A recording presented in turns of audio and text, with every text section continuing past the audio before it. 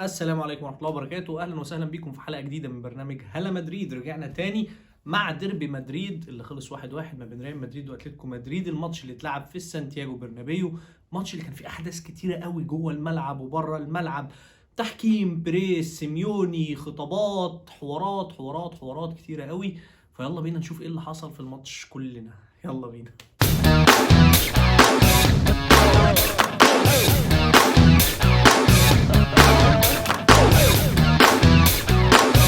طيب خلينا نتكلم عن اللي حصل بره الملعب قبل ما نتكلم عن اللي حصل جوه الملعب. ريال مدريد الفترة الأخيرة طبعا كلنا شفنا الخطابات اللي طلعت. ريال مدريد طلع بخطاب رسمي بيشجب فيه التحكيم الأسباني على المهزلة التحكيمية اللي حصلت في الماتش الأخير اللي خسرناه قدام اسبانيول.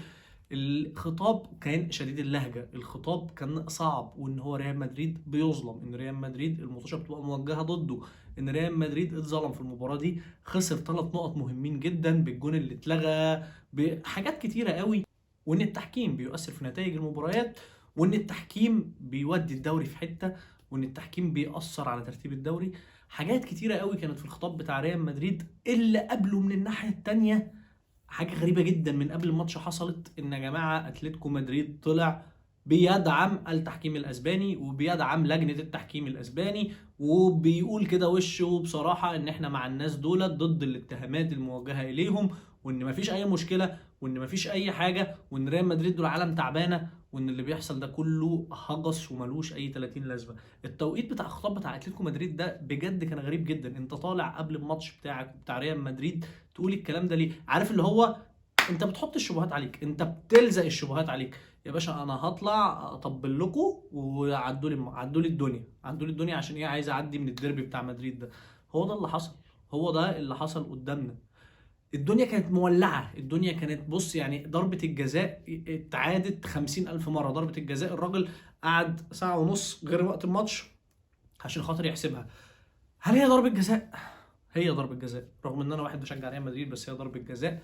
تشاوميني اصلا راجل حمار، مش باصص هو رايح فين، رجله في مكان غلط تماما. الراجل بيلف برجله، هو مش باصص، رجله بعيدة عن اتجاه الكورة، يعني رجله مش رايحة علشان ياخد الكورة، لا هو اللي متحرك غلط، هو اللي مش باصص وراه، ورجله فعلا اعترضت لاعب اتلتيكو مدريد. الراجل داس عليه في التحام، في خبطة في الساق، فهي ضربة جزاء واضحة وصريحة اتعادت 100 مرة. علشان ما حدش يطلع يقول اصل احنا اتظلمنا، اصل ضربه جزاء ظلم، اصل حصل، اصل ما حصلش، اصل مش عارف ايه. ولكن هي ضربه جزاء يا جماعه، هي صريحه. وخليني بقى ابدي اعجابي، يعني هو خصمي وعدوي اللدود، بس جوليان الفاريز ايه يا ابني؟ ايه يا ابني ده؟ ايه يا ابني ده؟ بمنتهى البرود وبمنتهى التناكة الراجل بيحط ضربة الجزاء في وسط البرنابيو، في وسط مش عارف كام و80 ألف مشجع بيصفروا ضده علشان يضيع ضربة الجزاء، والراجل بيحط الكرة تشيب في جون ريال مدريد بطريقة بمنتهى البرود. يا جماعة جوليان ألفاريز أو خوليان ألفاريز زي ما هتسميه أيا كان، الراجل ده انا شايفه في ليفل تاني بعيد عن كل لعيبه العالم. وهو ده بجد يا مستر محمد صلاح اللي ممكن نقول عليه عنده منتاليتي. الراجل ده تخيل معايا ان هو واخد البريتادوريس، واخد الكوبا امريكا، واخد كاس العالم، واخد دوري انجليزي، واخد الكاراباو، واخد الاف اي كاب، واخد شامبيونز ليج، واخد كاس عالم انديه. الراجل ده خد كل البطولات الممكنه في الكوره وهو لسه عنده 21 ولا 22 سنه. الراجل خد كل البطولات الممكنه مع منتخب بلاده، مع النادي، كان بيلعب في مانشستر سيتي، نادي من اقوى الانديه في العالم. الراجل ما كانش اساسي، الراجل كان بديل لهالاند، ساعات بيلعب معاه، ساعات ما بيلعبش، ساعات بينزل بديل، بس الراجل كان في الكومفورت زون بطريقه ما حدش متخيلها. باشا قاعد حاطط رجل على رجل في اكبر نادي، او خلينا نقول من اكبر الانديه في العالم، بياخد مرتب خرافي، لعيبه كتيره ما تحلمش بربعه، ورغم كل ده قرر ان هو يسيب كل ده ويروح اتلتيكو مدريد. ده مش تقليل من اتلتيكو مدريد، ولكن اتلتيكو مدريد ليفل اقل من مانشستر سيتي، اتلتيكو مدريد ليفل اقل في البطولات. انت مش ضامن انت كل سنه هتاخد دوري وكاس وي هتطلع كاس عالم انديه، هتسوي دوري ابطال اوروبا، الكلام ده مش موجود في اتلتيكو مدريد. ورغم كده الراجل اختار كاريره واختار مسيرته واختار ان هو يروح اتلتيكو مدريد علشان يثبت نفسه ويثبت ان هو فعلا جامد. انا مش هقعد احتياطي لهالاند، انا مش هقعد احتياطي في مانشستر سيتي، لا انا هروح اتلتيكو مدريد حتى لو هضحي بالكومفورت زون واضحي بكل الحاجات اللي احنا قلنا عليها دي، قصاد ان انا العب اساسي وان انا ابقى نجم الفرقه. فبجد شابوه جوليان الفاريز على اللي هو بيعمله وعلى اللي بيقدمه. وفوق ده كله هو لعيب جامد قوي يا جماعه، بجد لعيب جامد قوي، مهاجم جامد قوي، راجل فينيشر عالمي، راجل عنده سكيلز قويه جدا. ممكن بنيانه الجسدي مش احسن حاجه، ولكن انا شايف ان هو مهاجم او شادو سترايكر او ممكن يلعب وينج، ممكن يلعب في حتت كتيره قوي. بجد لعيب قوي، لعيب قوي واي فرقه تتمناه. فبجد الراجل ده في حته تانية، وده الوقت اللي احنا لازم نشيد بيه بجوليان الفاريز، لان مش هتجيلنا فرصه تاني نتكلم عليه او على اتلتيكو مدريد. فبجد شابوه شابوه شابوه ليك يا ابني، وبجد انت هتبقى حاجه كبيره قوي. نرجع للماتش بتاعنا والعك اللي حصل في الماتش بعد ما اتلتيكو مدريد اتقدمت 1-0 بضربه الجزاء. ترجع ريال مدريد تتعادل بهدف كيليان امبابي، الكره اللي اتشاطت وبلينجهام واتردت وبعدين امبابي دخل حطها والكلام ده كله. سيبك بقى من الكلام ده كله، انا مش فارق معايا، انا فارق معايا بجد رودريجو اللعيب اللي بيبقى فايق بيفوق ريال مدريد كلها، اللعيب اللي بيبقى فايق بيبقى فعلا نص فرقه لوحده. ورغم كل ده تغييره عجيبه غريبه من كارلو انشيلوتي، بيطلع رودريجو وينزل ابراهيم دياز. انت بتفكر في هل انت شايف حاجه احنا مش شايفينها؟ العالم كله شايف احسن لعيب في الملعب هو رودريجو فعلا هو اللي فوق الفرقه كلها، رودريجو فعلا هو اللي قلب الموازين كلها الشوط الثاني. الشوط الثاني ريال مدريد نزلت بحماس وضغط ضغط ضغط، حرروا بلينجهام من الحته اللي هو متأيد فيها في نص الملعب وبناء الهجمه وان هو يبدا البيلد اب من تحت، لا سابوه حر، الراجل بيخش ال 18 مهاجم تاني مع مبابي مع رودريجو مع وفعلا عمل خطوره قويه جدا. ولكن في النهايه اللي فوق الفرقه كلها بجد هو رودريجو، الراجل ده بيعمل كل حاجه في الكوره، واحد على واحد بيعدي، وكان مزعج جدا لدفاع اتلتيكو مدريد. الراجل سواء في ال 18 موجود، تسديدات موجود، يعني كي باسز موجود، الراجل بيعمل كل حاجه في الكوره. في يعني عايز اقول ان هو حاليا من وجهه نظر الشخصيه، يا عم خدها وارميها في اقرب زباله لو انت عايز، رودريجو هو احسن لعيب في ريال مدريد، احسن من فينيسيوس جونيور، احسن من كيليان امبابي، احسن من بيلينجهام. رودريجو بجد انت لو شلته من ريال مدريد وحطيته في اي فرقه في العالم، جناح شمال اللي هو مكانه الاساسي، كل ده يا جماعه وخد بالك ان رودريجو بيلعب جناح يمين اللي هو مش مكانه الاساسي، ورغم كده هو من احسن الاجنحه اليمين في العالم. بس شيله كده من ريال مدريد وحطه في فرقه، اي فرقه جناح شمال، هتلاقيه احسن من الجناح الشمال اللي عندها.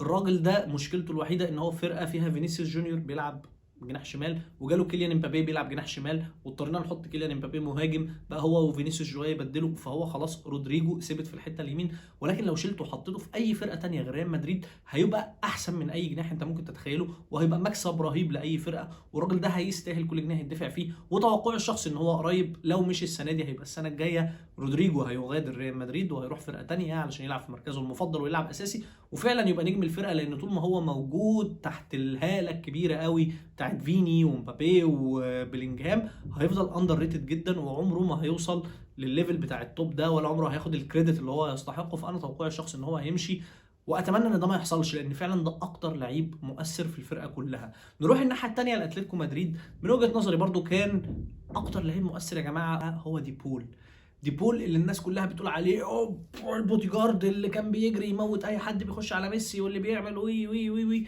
ديبول الماتش ده بجد اللي اتفرج على كوره كان هيتمزج منه، كور كتيره قوي كنت تشوف لعيبه اتلتيكو هجمه سريعه رايحه لديبول في نص الملعب، لو حد ما كانوا تتوقع ان هو ممكن يقوم حاطط الثرو باس السريع لقدام، ولا يحط لك الكور الطويله، ولا يحط لك ايا كان. بس ديبول لا، كان بيقف، ديبول كان بيهدى، ديبول كان ممكن يلف ويرجع الكره للراجل اللي وراه، يرجع الكره للسيرد باك، يفتح ملعب يمين، يفتح ملعب شمال. الراجل كان بيهدي رتم الماتش بطريقه غريبه، وده على فكره مش حاجه معتاده من ديبول، لان دي مش لعبه، بس الراجل في الماتش كان عالمي، كان فعلا متحكم في رتم الماتش تماما، زي ما كان يعني يا جماعه بيريح لعيبته شويه. يا جماعه اهدوا مش كده، ما تتسرعوش قدام ريال مدريد، احنا هنلعب على الهادي، احنا هنعرف نقفل الثغره بتاعت جود بلينجهام، احنا هنعرف نلعب على الثغره بتاعت ريال مدريد طبعا اللي هي لوكاس فاسكيز وفران جارسيا. اهدوا، نتحكم في رتم الماتش، نهدي اللعب، وهنوصل للي احنا عايزينه. ده بلغه الكوره كده اللي كان بيقوله ديبول لعيبه اتلتيكو مدريد، وفعلا ده اللي نجح فيه لعيبه اتلتيكو مدريد، ان هم فعلا قدروا يقتلوا رتم الماتش، وقدروا يقتلوا الحماس والسرعه بتاعت لعيبه ريال مدريد اللي كانت واخداها في اول الشوط الثاني، وقدروا ان هم يخرجوا من الماتش بتعادل. ناس كتيره بقى خرجت قالت اصل ريال مدريد اتظلمت، لا في ناس كتيره تانية قالت لا ده التحكيم كان مع ريال مدريد وكان بيجاملها. يا جماعه هو التحكيم الاسباني زباله، بس التحكيم الانجليزي زباله، التحكيم المصري زباله، التحكيم الايطالي زباله. الماتش ماشي، انا عارف ان ماتش اسبانيول كان ماتش يقرف، وكان فعلا في ظلم باين لريال مدريد من ناحيه التحكيم، ولكن ماتش اتلتيكو مدريد انا شايف ان القرارات التحكيميه كلها فيه لا كانت لصالح ريال مدريد ولا ضده، ولا صالح اتلتيكو ولا ضده. هي كانت ماتش عادي، حتى لو كان فيه غلطات فهي كانت غلطات بسيطه غير مؤثره جدا. وهو الماتش توبه يخرج كده يا جماعه، يخرج 1-1. لا اتلتيكو كانت تستاهل تكسب ولا الريال كان يستاهل يكسب، وفي النهايه الفائز الوحيد في الموضوع ده كله هو برشلونه. دلوقتي يا باشا مدريد بقت 50 نقطة، اتلتيكو 49 نقطة، برشلونة لو كسبت الماتش هتبقى 48 نقطة، فرق نقطة عن اتلتيكو وفرق نقطتين عن مدريد. وعادي بقى صباح الفل بقى، اللي هيلعب فيهم الاسبوع الجاي الاول هياخد الثلاث نقط ويبقى اول الدوري، ويستنى اللي بعديه يلعبه، وهكذا هنفضل بقى ماشيين كده لحد اخر السيزون. وكل ده بسبب كده انشيلوتي، حسبي الله ونعم الوكيل، 5 نقط في ماتشين. يعني بعد ما كنا راكبين الدوري بفرق 7 نقط ولا فرق كام بقى، خلاص 5 نقط نزلناهم، بقينا فرق نقطتين عن برشلونة ونقطة عن اتلتيكو. فلا تلومن الا نفسك، والله العظيم لا تلومن الا نفسك من اللي بيحصل فينا ده. ويا شيخ ارحمنا ارحمنا يعني. بعد ما قلنا خلاص ريال مدريد بتفوق وها بدأنا ناخد نفسنا، ليه يعني؟ حسبي الله ونعم الوكيل.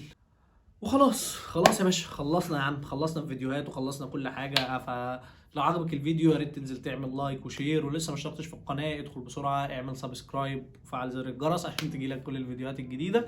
ولحد الاسبوع الجاي وفيديو جديد من الدوري الاسباني، استودعكم الله. تشاو.